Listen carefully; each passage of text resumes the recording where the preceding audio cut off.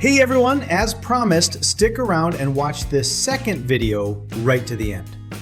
I've got everything cleaned up, connected together, and I'm running a quick test run just to check if the system actually boots, since it wasn't booting at all for the client. And we're good.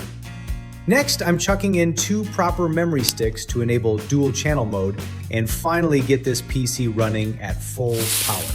Right, now I'm installing the motherboard standoffs, putting the I/O backplate into the case, and getting the motherboard prepped. I'm installing the backplate for the cooler mount, getting the mount sorted, applying a nice thin layer of Thermal Grizzly paste to the processor, and putting the cooler on. I actually installed the cooler backwards on purpose here, lads. This moves the airflow away from the VRM area, letting it disperse and cool our A520 board just a little bit better.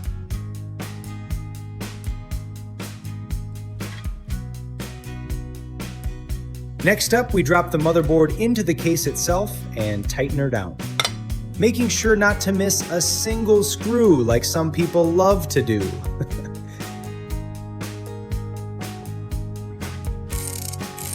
Now, the most important thing, adjusting the incoming airflow to actually cool these components. This case naturally doesn't have an intake, so I pop open the front cover, and right where that hard drive was attached, I want to mount a fan. To do this, I literally have to cut a chunk of metal straight out of the case. You can see it here in the video, I've circled it in red. I didn't show the actual cutting process because, to be honest, holding an angle grinder while trying to film was just too awkward. You'll see a close-up of the installation area next. Watch to the end to see the final result. Then it's all very straightforward. Connect the power control contacts for the front panel, run the wires from the power supply, and immediately start routing the cables around the back of the case. Initially, I ran the video card cable up through the bottom, but nah, I didn't like how it looked. So I decided to redesign it and routed it along the side of the card instead. Looks much better that way. And that's it. Now everything is connected, no stray wires poking out, it's all beautifully organized. And here is where I cut out the space for the intake fan.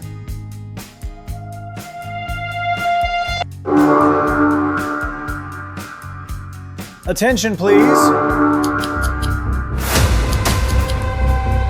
It's not exactly pretty, but the most important thing is that it does the job. Grand!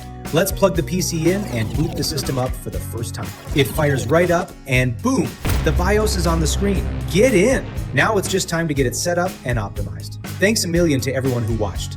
Love your hardware, trust your build to the professionals, and I'll see you later. Bye-bye.